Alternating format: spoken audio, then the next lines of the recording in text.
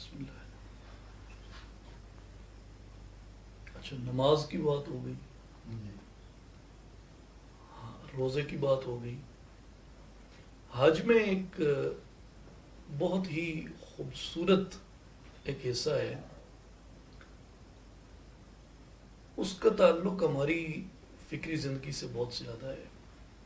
ویسے تو حج میں پورا ہی آپ دیکھیں تو فکریات کے ساتھ اس کا بڑا گہرا تعلق ہے. فکری تربیت کرنے میں، مسلمان کا عقیدہ متعین کرنے میں، اس کی جدوجہد، اس کی نصب العین اور ان سب چیزوں کو متعین کرنے میں جو ہم پہلے بات کر رہے تھے. لیکن جو تلبیہ ہے نا جی، تلبیہ کی ایک الگ خاصیت ہے. تلبیہ ایک الگ، اس کا فکر پہ بہت گہرا اثر ہے. یعنی آپ یوں کہہ لیں کہ تلبیہ کے کلمات میں ایک خاصیت ہے.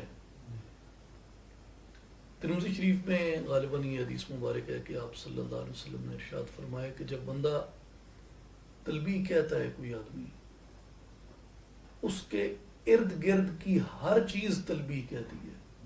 اور فرمایا کہ چاہے وہ درخت ہوں، پتھر ہوں، ڈیلے ہوں، زمین کی ہر چیز شرق سے غرب تک وہ تلبیہ پکارتی ہے. اور اس میں جناب تو تشریف لے گئے ہیں وہاں پہ، جس وقت مسلمان مل کے یہ کلمہ کہہ رہے ہوتے ہیں نا جاتے ہوئے، اس وقت یوں لگتا ہے کہ وہ جو قرآن مجید کا فلسفہ ہے نا کہ زمین و آسمان کی ہر چیز اللہ کی تسبیح بیان کر رہی ہے، اس کا صحیح منظر وہ ہے جس وقت مسلمان تلبیہ کہتے ہوئے جا رہے ہوتے ہیں. پھر تلبیہ میں جو ایک بڑی اہم جس چیز پہ زور ہے وہ لبیک پہ ہے.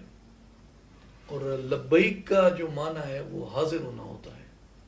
یعنی لبیک اللہم لبیک، لبیک لا شریک لک لبیک، ان الحمد والنعمت لک والملک لا شریک لک. تو آپ 4 بار کہتے ہیں میں حاضر ہوں. 4 بار آپ کہتے ہیں کہ لبیک میں حاضر ہوں، اے میرے مالک میں حاضر ہوں، اے میرے مالک میں حاضر ہوں، اے میرے مالک میں حاضر ہوں. اب 4 بار یہ اقرار کر کے آتے ہیں اس کے سامنے. اس کا مطلب کیا ہے؟ آپ وعدہ کر کے آتے ہیں. اور وعدے میں آپ نے کون کون سی چیزیں شامل کی ہیں؟ لبیک اللہم لبیک، لبیک لا شریک لک لبیک، ان الحمد والنعمت لک والملک لا شریک لک. کہ سب تعریفیں تیری ہیں، تعریف کا مستحق صرف تو ہے. تیری خلقت کی تعریف کرتا ہوں اور تیری تعریف کرتا ہوں، تیری قدرت کی، تیری ہر صفت کی تعریف کرتا ہوں. اور تیری ہر اس نعمت پہ میں تیرے سامنے حاضر ہوں جو تو نے مجھے عطا فرمائی ہے. ہر نعمت تیری دی ہوئی ہے. اب جنا تو ماں باپ نے ہے، لیکن ماں باپ کو اس نے وسیلہ بنایا، دراصل وہ نعمت اسی نے کی ہے. دیکھتا تو انسان آنکھوں سے ہے نا، لیکن آنکھیں نعمت ہے، نعمت اس کی دی ہوئی ہے. اور اس کے بعد ایک اہم چیز وہ یہ ہے کہ بندہ اس کے ملک کا اقرار کرتا ہے، اس کے مالک ہونے کا اقرار کرتا ہے اور اس کو اپنا مالک مانتا ہے. یہ وہ بات ہے جو مسلمان کی فکر پہ تلبیہ میں سب سے مرکزی نقطہ ہے. حاضر ہونے کے بعد کہ میں حاضر ہوں، اس کے بعد یہ کہ میں 4 بار اقرار کیا میں نے حاضر ہونے کا، اور اختتام کیا ان 2 کلمات پہ کہ مالک تو ہے، تیرے بعد پھر میں کسی کو مالک نہیں مانتا اور تیرا کوئی شریک نہیں ہے. یہاں سے مسلمان اپنی فکر کا آغاز کرتا ہے. یہ سارا جو اقبالیاتی تصور ہے کہ اپنے مالک کو نہ پہچانے تو محتاج ملوک، اور پہچانے تو ہیں تیرے گدا دارا ہو چند. مالک کو پہچان لیا ہے اگر تو پھر دارا اور جمشید اور اسکندر اور یہ بڑے بڑے دنیا کے حکمران تیرے در کے سوالی ہیں، تیرے در پہ کشکول لے کے کھڑے ہوں گے، لیکن اگر تو مالک کو نہیں پہچانتا تو پھر تو محتاج ملوک ہے، تیری قسمت میں پھر صرف غلامی لکھی گئی ہے، تیری قسمت میں حریت نہیں ہے، تیری قسمت میں آزادی نہیں ہے۔ روح مسلمان کی جو آزادی ہے وہ مالک کو مالک ماننے میں ہے، اللہ کو مالک ماننے میں۔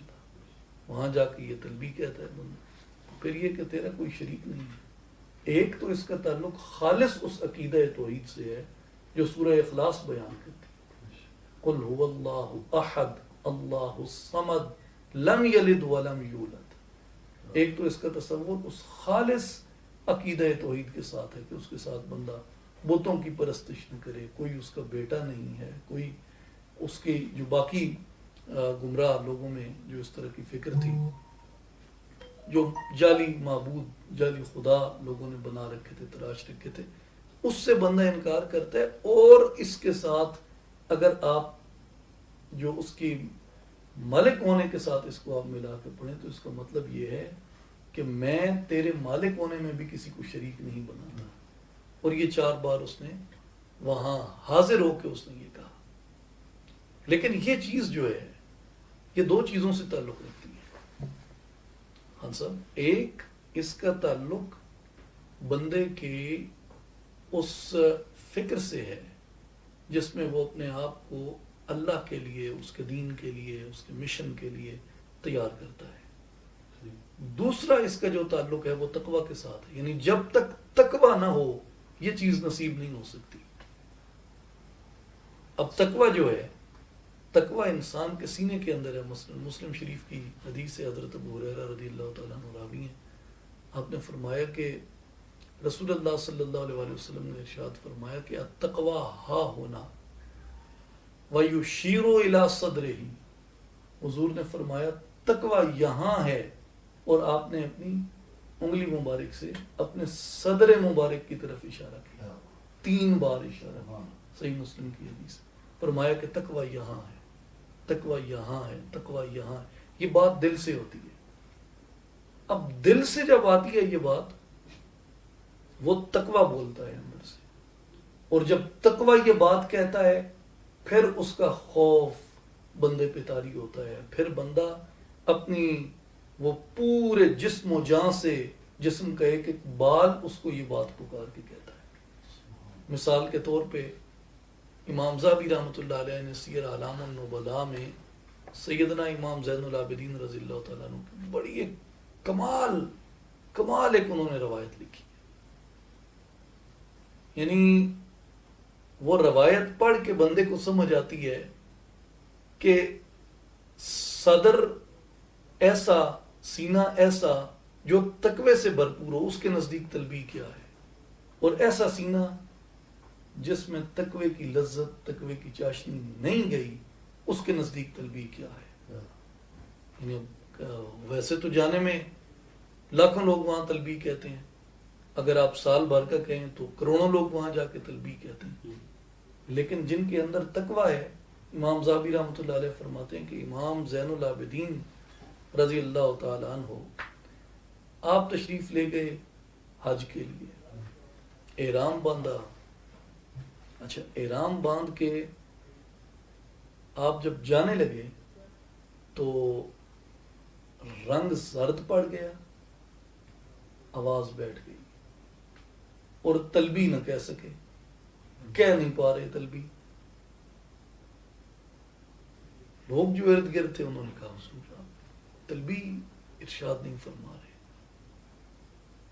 اب رونے لگ گئے، اور آپ نے فرمایا کہ میں تلبیہ کہتے ہوئے ڈر رہا ہوں، ڈر اس بات سے رہا ہوں میں کہوں لبیک اور وہ کہے لا لبیک،